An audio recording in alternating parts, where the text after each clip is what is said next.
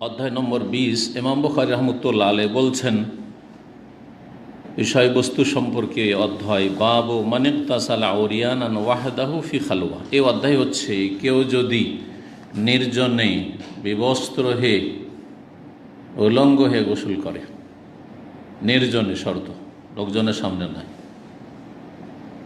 তবে স্বামী স্ত্রী ভিন্ন বিষয়, স্বামী স্ত্রীর সামনে, স্ত্রী স্বামীর সামনে কোনো অসুবিধা নেই, এছাড়া কারো সামনে নয়। নির্জনে একাকী কেউ যদি উলঙ্গ হয়ে গোসল করে তো এর হুকুম কি? কেউ যদি এই কাজ করে, ইমাম বুখারী রাহিমাহুল্লাহ অধ্যায় বিভিন্নভাবে কায়েম করে থাকেন। তার মধ্যে একটি হচ্ছে যেন জিজ্ঞাসা যে এর হুকুম কি হইতে পারে।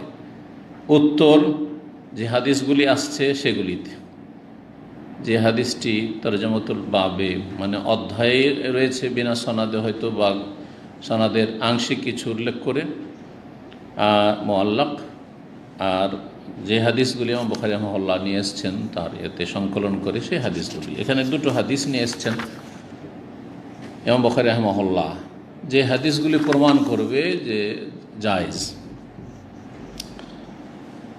তবে উত্তম হচ্ছে পর্দা করা, নির্জনে থাকলেও উত্তম হচ্ছে পর্দা করে শরীরে কাপড় রেখে গোসল করা।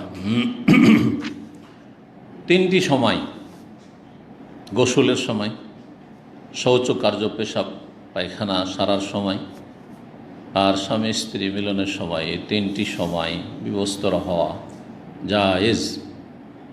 মানে লজ্জাস্থান পেশাব করলে খুলতেই হবে, কিন্তু লোকজনের সামনে নয়। তাছাড়া তো উপায় নাই, এটা তো প্রাকৃতিক প্রয়োজন মানুষের, নিরুপায়। তাহলে পেশাব পায়খানার ক্ষেত্রে মানুষের কিন্তু দ্বিমত হওয়ার কোনো চান্স নেই, কারণ উপায় নেই। বাকি থাকলো এই দুটো সময়। এক শ্রেণীর লোকেরা সেখানেও নাজায়েজ বলে থাকে, কিন্তু নাজায়েজের কোনো দলিল কোরআন হাদিসে নেই। নাজায়েজ হওয়ার, স্বামী স্ত্রী মিলনের সময় বিবস্ত্র হওয়া, নাজায়েজ গোসলের সময় নির্জনে গোসল করতে গিয়ে বিবস্ত্র হওয়া নাজায়েজ, এর কোনো দলিল নেই। বরং এর বিপরীত দলিল রয়েছে যে জায়েজ। তবে এও দলিল রয়েছে যে উত্তম হচ্ছে তাসাত্তুর, বস্ত্র শরীরে রাখা, পর্দা করা যথাসাধ্য। জি, মানুষ থাক আর না থাক, আল্লাহ রাব্বুল আলামিন দেখছেন। আল্লাহ বেশি হক রাখেন যে তাকে লজ্জা করা হোক। আসেন হাদিসগুলি দেখা যাক। ইমাম বুখারী রাহিমাহুল্লাহ তারপরে বলছেন ওমান তাসাত্তারা ফাত্তাসাত্তুর আফজালু। কেউ যদি পর্দা করে গোসল করে, যদিও নির্জনে আছে, একাকী অবস্থায় আছে, বাথরুমের ভিতরে আছে একাই, তারপর পর্দা করা বলছেন কেউ যদি করে ফাত্তাসাত্তুর আফজাল, পর্দা করা উত্তম, ওয়াজিব নয়। আর বিবস্ত্র হওয়া হারাম, নাজায়েজ নয়। যখন উত্তম, উত্তমের বিপরীত কি? উত্তমের বিপরীত হচ্ছে অনুত্তম। জি হ্যাঁ, অনুত্তম। 278 নম্বর হাদিস। ইমাম বুখারী রাহিমাহুল্লাহ যে দুটো হাদিস নিয়ে এসছেন অধ্যায়, তার প্রথম হাদিসের সাহাবী বর্ণনাকারী হচ্ছেন আবু হুরায়রা রাদিয়াল্লাহু আনহু। তিনি বলছেন নবী সাল্লাল্লাহু আলাইহি সাল্লাম থেকে বর্ণনা করে কাল, নবী সাল্লাল্লাহু আলাইহি ওয়াসাল্লাম বলেছেন কানাত বানু ইসরাঈল ইয়াগতাসিলুনা উরাতান। বনি ইসরাইল, ইসরাইল বংশের লোকেরা, ইসরাইল মানে আজকালকার ইসরাইল নয়, কারণ আরবরা, আপনারা ইসরাইল বলছেন, আরবরা কি বলে ওটাকে? ইসরাইল বলে। আজকাল ইসরাইল মানে হচ্ছে এই ইসরাইল দেশ, ইসরাইলরা, ইহুদিরা বা ইসরাইল ইহুদিরা, বা এই ইহুদিদের দেশ যে ইসরাইল, এখানকার বাসিন্দা, এরা হলো ইসরাইল, তাই না? আজকালকার রাজনৈতিক পলিটিক্যাল ভাষায় যারা ফিলিস্তিন, প্যালেস্টাইন, মুসলিমদের দেশ জবরদস্তি গায়ের জোরে দখল করে আছে, অন্যান্য বড় যেগুলি কুফরি শক্তি তাদের পৃষ্ঠপোষকতায়, জি, সাময়িক, ইল্লা বিহাবলি মিনাল্লাহি আহবলি মিনান নাস, হয় আল্লাহর সাহায্য কারোর সাথে থাকবে, আর না হলে মানুষের সাপোর্টে সাময়িক টিকে আছে। কিন্তু আল্লাহ রাব্বুল আলামিনের যদি সত্যিকার নিষ্ঠাবান বান্দা মুমিনরা হইতে পারে, তাহলে ইহুদিদের কোনো ক্ষমতা নাই যে মুসলিম দেশে, বরং মুসলিম দেশে নাই, মুসলিমদের বডির হার্টের ওপর, হৃদয়ের ওপর তারা বসে থাকবে। প্যালেস্টাইন হচ্ছে মুসলিমদের হৃদয়, মুসলিমদের হার্ট। আপনার বুকের উপরে কেউ বসে থাকবে আর আপনার গায়ে ক্ষমতা আছে, এটা হইতে পারে? অসম্ভব কথা। তাহলে বোঝা গেল যে মুসলিম উম্মতের ক্ষমতা নেই, সেই জন্য বসে আছে। ইমানি ক্ষমতা প্রথম নেই, আর যার ফলে দুনিয়াবি ক্ষমতাও নেই। ইমানি ক্ষমতা চলে আসলে দুনিয়ার ক্ষমতা যদি অন্যদের তুলনায়, শত্রুদের তুলনায় কমও থাকে, আল্লাহ রাব্বুল আলামিন আসমানি সাহায্য, বিজয় নেমে এসেছে ইসলামের ইতিহাসে, আর আসবে সর্বদা ইনশাআল্লাহ। তাহলে আমাদেরকে আগে ইমানি শক্তি অর্জন করতে হবে। আল্লাহ রাব্বুল আলামিন যেন তৌফিক দান করেন। ওয়া আনতুম আ'লাউনা ইন কুনতুম মুমিনিন, তোমরাই ওপরে থাকবে, তোমরাই নেতৃত্ব দেবে। ইন কুনতুম, শর্ত হচ্ছে যদি তোমরা ইমানদার হও। ইমানদার মানে জাতিতে মুসলিম আজকালকার লোকেরা বুঝেছে, মুশকিলটা এখানে না। ইমানদার মানে শিরক মুক্ত ইমান, কুফরি মুক্ত ইমান, মাজার পূজা মুক্ত ইমান, পীর পূজা মুক্ত ইমান, নাস্তিকতা মুক্ত ইমান, সেকুলার ইজ মুক্ত ইমান। জি, সমস্ত রকমের যেগুলো কুফরি পথ আর মত আর মতবাদ আছে সেগুলি মুক্ত ইমান, মুনাফিকি মুক্ত, কপটতা মুক্ত ইমান, জি, বিদআত মুক্ত ইমান। আনতুম আ'লাউনা ইন কুনতুম মুমিনিন। এমন নয় যে একবার ফেরেশতা সেজে যেতে হবে, যা অসম্ভব। মানুষ কখনো ফেরেশতা হয়ে যাবে সবাই, অসম্ভব। এটা দোষ ত্রুটি থাকবে, কিন্তু শিরকের দোষ না থাকে, কুফরি দোষ না থাকে, মুনাফিকি না থাকে, বিদআত ধর্মের নামে ধর্ম ব্যবসা না থাকে, বিভিন্ন মানব জীবনে, ব্যক্তি জীবনে, পারিবারিক জীবনে যেসব ভুল ভ্রান্তি হয় এগুলি কিছু লোকের মধ্যে থাকবে, অনেক লোক তাতে মুক্ত থাকবে। সাগীরা থাকবে কিন্তু কাবিরা থাকবে না, কাবিরা হইলে সাথে সাথে তওবা করে সংশোধন করবে। এই গুণগুলি যদি তৈরি হয়ে যায় তো তারাই হচ্ছে আল্লাহর ওপরে থাকবে, আল্লাহ বলছে। জি, এটা হচ্ছে ইমানদার হওয়া সত্যিকার অর্থে। তো এই বানু ইসরাইল, বানু ইসরাইল বলতে তাহলে কি? ইয়াকুব আলাইহিস সালামের বংশধর। আসল বিষয় ফিরে আসে, লম্বা হয়ে যাচ্ছে। বানু ইসরাইল কি করতেন? ইয়াগতাসিলুনা ওরাতান, তারা উলঙ্গ হয়ে গোসল করত। ইয়ানজুরু বাযুহুম ইলা বায, বরং তাদের শরীয়তের জনসম্মুখে উলঙ্গ হয়ে গোসল করা যায় ছিল, একে অপরকে দেখত, ব্যবস্থার অবস্থায় দেখত। আরে সেই যুগ তো আর এত উন্নত ছিল না, ধীরে ধীরে মানব জাতির উন্নতি হয়েছে।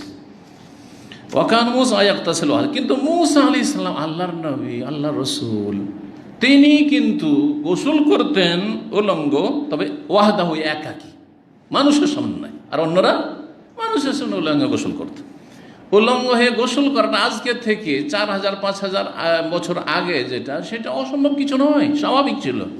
যদি আজ কেউ হিন্দুদের গঙ্গা স্নান, নারী পুরুষ উলঙ্গ হয়ে আজকে এই 21 শতাব্দীতেও যদি এটা বাস্তবে থাকে চোখের সামনে, একাকার হয়ে নারী পুরুষ উলঙ্গ হয়ে গোসল করছে, আউযুবিল্লাহ। গঙ্গা স্নান জানেন না হিন্দুদের? ভারতে খুব পবিত্র কাজ, জি, খুব পবিত্র কাজ। তাহলে সেই যুগে হওয়াটা স্বাভাবিক। এত উন্নতি করেও যদি ধর্মান্ধতা মানুষকে অবনতিতে নামিয়ে দেয়, তাহলে সেই যুগে তো কোনো উন্নতি ছিল না, কোনো সভ্যতায় তেমন ছিল না। যাই হোক, মূসা আলাইহিস সালাম একাই গোসল করে, কারো সামনে না, লজ্জাশীল ছিলেন। ফাকালু, তখন লোকেরা, এই ইসরাইল ইহুদিরা, মানে বানু ইসরাইল, ইসরাইল বংশের লোকের বানু ইসরাইল ইহুদিরা এত নির্লজ্জ এবং এত বেয়াদব, এবং এদের যে এত বদমাইশি, সীমাহীন বদমাইশি এদের বিভিন্নভাবে ফুটে উঠেছে। আম্বিয়া রসুলগণকে খুন করা থেকে শুরু করি, আল্লাহকে গালমন্দ করা থেকে শুরু করি, আল্লাহকে ফকির বলা থেকে শুরু করে, ইয়াদুল্লাহ মাগরুল, আল্লাহ কৃপণ, আল্লাহকে কৃপণ বলা থেকে শুরু করে, কি করেনি তারা ইহুদিরা? এমনি তাদের উপরে গজব নেই, আল্লাহর ক্রোধ নেই, এমনি তাদেরকে মাগদুব আলাইহিম সূরা ফাতিহাত আল্লাহ বলেন নেই, জি, ভালো করে শুনে রাখেন।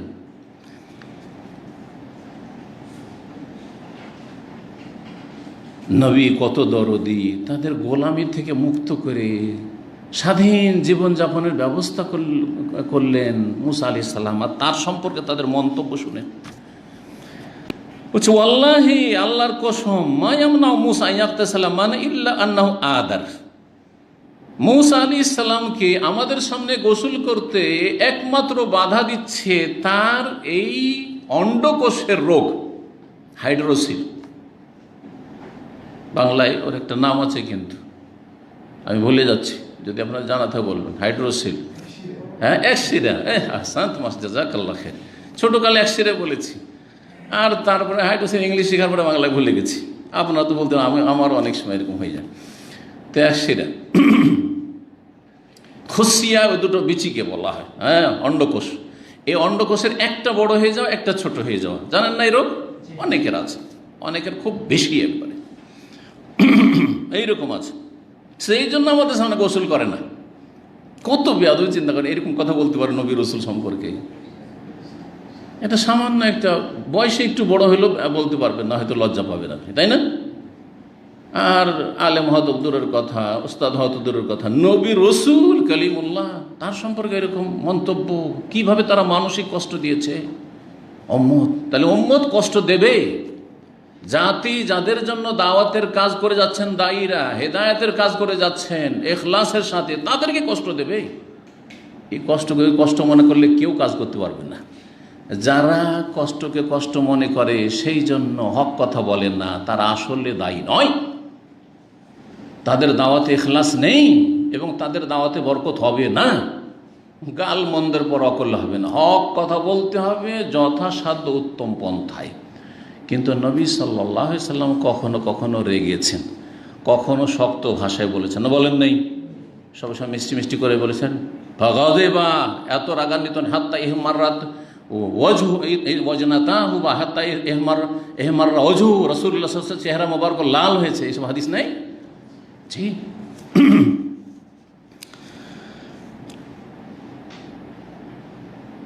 ফাজাহাবা মাররা, আল্লাহ রাব্বুল চাইলেন যে এদের বেয়াদবি এদের চোখের সামনে দেখিয়ে দিই যে আমার রসুল মুসা আলাইহিস সালামের কোনো রোগ নাই, তিনি রোগমুক্ত। একবার মুসা আলাইহিস সালাম গোসল করতে গেছেন একাকি, দূরে, ওরা যেখানে আছে ওখান থেকে দূরে চোখের আড়ে যেয়ে গোসল করছেন। ফওয়াদা আসাব আল হাজার, কিন্তু বিবস্ত রহে গোসল করতেন। এটা হচ্ছে দলিল যে নবী রসুলগণ করেছেন। আর এই হুকুমকে রহিতকারী কোনো শরীয়তে কোনো বিধান আসেনি। আর এটা রাসূলুল্লাহ এই হাদিসে বর্ণনা করেছেন। সুতরাং গোসল করা বিবস্ত রহে নির্জনে জায়েজ, যেমন মুসা আলাইহিস সালাম করেছেন, যেমন আইয়ুব আলাইহিস সালাম, তারপরে হাদিসটা আইয়ুব আলাইহিস সালাম করেছেন, বিবস্ত রহে গোসল জায়েজ নির্জনে, হচ্ছে দলিল। এবং বুখারী রাহিমাহুল্লাহ এবং ইমাম মুসলিম রাহিমাহুল্লাহ এই হাদিসগুলো নিয়ে এসেছেন। কাপড় রেখেছেন কোথায়? পাথরের ওপর। ফাফাররাল হাজারু বিসাবি, কিন্তু পাথর কাপড় নিয়ে পালাতে শুরু করেছে। সুবহানাল্লাহ, এই মুজিজা, এটাও একটা মুজিজা, অসাধারণ, যে পাথর পালাইতে শুরু করেছে।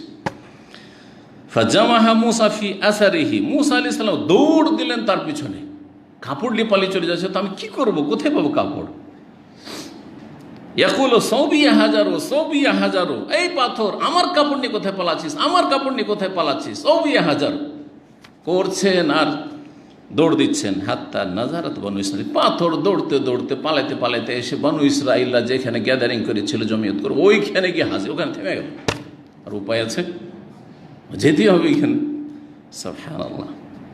হাত্তা নাজারাত বনু ইসরাইল মুসা, বনু ইসরাইল এই বেয়াদবরা মুসা আলাইহিস সালামকে দেখতে পেল এই অবস্থায়, বিবস্ত্র অবস্থায়। ফাকালু, তখন তারা বলছে, আল্লাহ, আল্লাহর কসম করে বলছে, মা বেবুস আমিন বাসিন, আমরা তো ভুল ধারণা রাখছিলাম, খারাপ মন্তব্য করেছি, মিথ্যা কথা বলেছি আমরা। আউযুবিল্লাহ। মুসা আলাইহিস সালামের তো কোনো রোগ নেই, বাস মানে এখানে মারাদ, কোনো তো রোগ নেই। ওয়াখাযা সাওবাহু, মুসা আলাইহিস সালাম তাড়াতাড়ি কাপড়টা নিলেন, কাপড় পরিধান করলেন। আর রাগ এত উঠেছে, রাগে কি করছেন শুনেন। ফাতাফিকা বিল হাজারে দারবান, পাথরকে মারতে শুরু করেছেন, পাথরকে মারতে শুরু করেছেন। রাগে মানুষ এরকম কাজ করে, জানা আছে না নেই? না করে না? আপনি নিজের পয়সা দিয়ে কিনে যদি মোবাইল ভাঙতে পারেন তো মুসা আলাইহিস সালাম পাথর এত বড় কাজ করেছে যে আমাকে বড় লজ্জায় ফেলে দিল, জনগণের সামনে বিবস্ত্রে হাজির হইতে হইল, তো মারতে শুরু করেছেন, পাথরকে আঘাত করা শুরু করেছে, দিলেন একবারে কয়েক বাড়ি। ফকাল আবু হুরায়রা রাদিয়াল্লাহু তাআলা বর্ণনা করছে, ওয়াল্লাহি ইন্নাহু লানাদাবুন বিল হাজারি সিত্তাতুন আও সাবআ দারবান বিল হাজারি। আল্লাহর কসম করে বলছি, রাসূলুল্লাহ সাল্লাল্লাহু আলাইহি ওয়াসাল্লাম বলেছেন, নিজের পক্ষ থেকে তিনি বলছেন না, যে সেই পাথরের ওপরে 6টি অথবা 7টি বাড়ির দাগ রয়েছে। নাদাবুন মানে দাগ, 7টি বাড়ির পাথরের ওপরে তো দাগ বসে না সাধারণত, কিন্তু মুসা আলাইহিস সালামে নবীদেরকে আল্লাহ রাব্বুল সবচেয়ে বেশি শক্তি দিতেন, শারীরিকভাবেও যেমন তাদেরকে মানসিক শক্তি দিয়েছেন তেমন শারীরিক শক্তিও দিয়েছেন সমস্ত আম্বিয়া রাসূলগণকে। তার মধ্যে সবচেয়ে শ্রেষ্ঠ হচ্ছেন মুহাম্মদ রাসূলুল্লাহ সাল্লাল্লাহু আলাইহি ওয়াসাল্লাম। জি,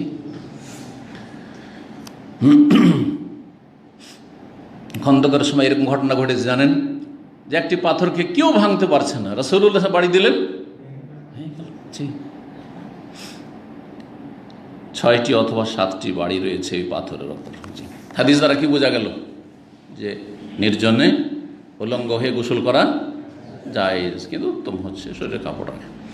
279 নম্বর হাদিস, আবু হুরায়রা রাদিয়াল্লাহু তাআলা হতে বর্ণিত, নবী সাল্লাল্লাহু আলাইহি ওয়াসাল্লাম থেকে বর্ণনা করছেন তিনি, এটা আবু হুরায়রা রাদিয়াল্লাহু তাআলার বর্ণনা হাদিস, বলছে বাইনা আইয়ুব ইয়াগতাসিল ওরিয়ানান, কোন এক সময় আইয়ুব আলাইহিস সালাম উলঙ্গ হয়ে গোসল করছিলেন, বিবস্ত্র হয়ে গোসল করছিলেন। ফাখাররা আলাইহি জারাদুম মিন যাহাব, হঠাৎ করে স্বর্ণের পঙ্গপাল, জারাদ, আরব দেশে যারা থাকেন জারাদ বুঝেন, এইখানে এই যে ফড়িং, হ্যাঁ, পঙ্গপাল ফড়িং, বাংলা এটাকে পঙ্গপাল বলে, জারাদ আসে না, এইদিকে কম আসে।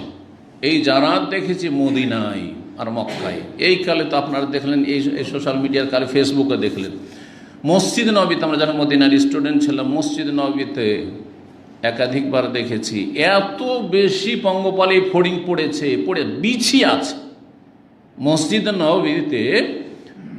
যেগুলো ঢুকে তার মসজিদ নববীতে ঢোকার সময় পুরাতন যে মসজিদ নববীর এলাকা দুটো খোলা জায়গা আছে, হাসওয়া বলে আরবিতে, খোলা জায়গা আছে না, যেগুলোতে ছাতার মতো করা আছে আর খোলাও থাকে, ওই খোলা জায়গাগুলোতে বিছিয়ে আছে। এরকম আমরা নিজের চোখে দেখেছি। তো এই হেজাজে, মক্কা মদিনার এলাকাকে হেজাজ বলা হয়, হেজাজে সবচেয়ে বেশি কি আসে, পঙ্গপাল আসে। তো বলছিলাম এই পঙ্গপালের কথা। ফাজাল আইয়ুব ইয়াহতাসি ফি সাওবিহি, আইয়ুব আলাইহিস সালাম দেখলেন যে স্বর্ণের ফড়িং পড়ছে, গোল্ড সোনা, স্বর্ণ ছাড়া যায়, মানুষ তো জমা করা শুরু, তাড়াতাড়ি করে জমা করা শুরু করেছেন, কাপড়ে ভরা শুরু করেছেন। যেমন আমের দেশে যারা বাস করেছেন, আমরা ছোটকালে আম কুড়িয়েছি, আপনারা টুকানো বলেন, আম কুড়িয়েছি, কাপড়ে ভরা শুরু করেছেন এই স্বর্ণের পঙ্গপালগুলি। ফানাদাহু রব্বুহু, তার রব তাকে ডাক দিলেন, ইয়া আইয়ুব, আল্লাহ রাব্বুল আলামিন বলছেন, ইয়া আইয়ুব আলাম আকুন আগানাইতুকা আম্মা তারা, তুমি যা দেখছো এই সব যে স্বর্ণ আর স্বর্ণের পঙ্গপাল, এগুলো থেকে তোমাকে আমি অভাবমুক্ত করে দিইনি, অমুখাপেক্ষী করে দিই, তোমাকে যথেষ্ট ধন সম্পদ দিয়েছি, তারপরে কেন এই স্বর্ণ পোড়াচ্ছ, আর এগুলো গরিবদের জন্য ছেড়ে দাও, এটা আবার কি করছো, তোমাকে তো যা দিয়েছি যথেষ্ট, এটা করিনি কি? কালাবাল, আল্লাহ অবশ্যই, ইজ্জত, তোমার ইজ্জতের কসম, আল্লাহ আমাকে যা দিয়েছো অভাবমুক্ত, কোনো অভাব নেই। ওয়ালাকিন লা গেনালি বা লা গেনাবি আন বারাকাতিকা, লা গেনাবি আন বারাকাতিকা, আপনার বরকত নাজল হচ্ছে, আপনার বরকত থেকে আমি অমুখাপেক্ষী হতে পারি না। আপনার বরকত নেমে আসছে, পড়ে আছে, সেগুলো পড়াচ্ছি আমি, ছাড়বো কেন? তো মানুষের পয়সার কি রয়েছে, একটা লোভ রয়েছে, কিন্তু সেই লোভটা যেন হারামে না পৌঁছে দেয়, সেই লোভটা আল্লাহর জিকিরে যেন বাধাগ্রস্ত না করে, ফরজ অজেবে আপনাকে উদাসীন না করে দেয়, হারাম না যায় যে লিপ্ত না করে দেয়। আর আপনি ধনাঢ্য হয়ে যান না, দুনিয়ার সবচেয়ে বড় ধনী হয়ে যান, কোনো অসুবিধা নেই, ভালো কথা, কিন্তু আল্লাহর হক আদায় করবেন। হ্যাঁ, আর আল্লাহ যাদের হক আপনার ওপর দিয়েছেন, জাকাত ছাড়াও যেসব আত্মীয় স্বজনদের হক রয়েছে সেগুলি দেবেন। আর দেশের জনকল্যাণমূলক কাজ করবেন, উম্মতে মুসলিমার জন্য জনকল্যাণমূলক কাজ করবেন, আপনি হারাম উপায় থেকে বেঁচে থাকবেন, হারাম উপার্জন হারাম, এইটা হচ্ছে পাকড়াওয়ার জায়গায় আল্লাহ ধরে নেবেন। আর হালালই রোজগার করছেন, কিন্তু হালাল রোজগার করতে গিয়ে আপনি আল্লাহর ফরজ অজেবকে নষ্ট করছেন, সেই রুজিও হারাম, সুতরাং সেখানে আল্লাহ পাকড়াও করবেন। দুটো অপরাধ করবেন না। ধন সম্পদ উপার্জনের ক্ষেত্রে ফরজ অজেব যেন উদাসীনতা গাফিলতি না আসে, আর হারাম নাজায়েজ পথ অবলম্বন না করেন, হারাম উপায় অবলম্বন না করেন, কার উপর জুলম অত্যাচার না করেন বা হারাম না খান, তাহলে কোনো অসুবিধা নেই, যত বড় ধনী হয়ে যান না কেন। এই কথাই বললেন কে? আইয়ুব আলাইহিস সালাম। এই ছিল হাদিস। এই হাদিস দ্বারাও কি বোঝা গেল? যে বিবস্ত্র হয়ে গোসল করা জায়েজ।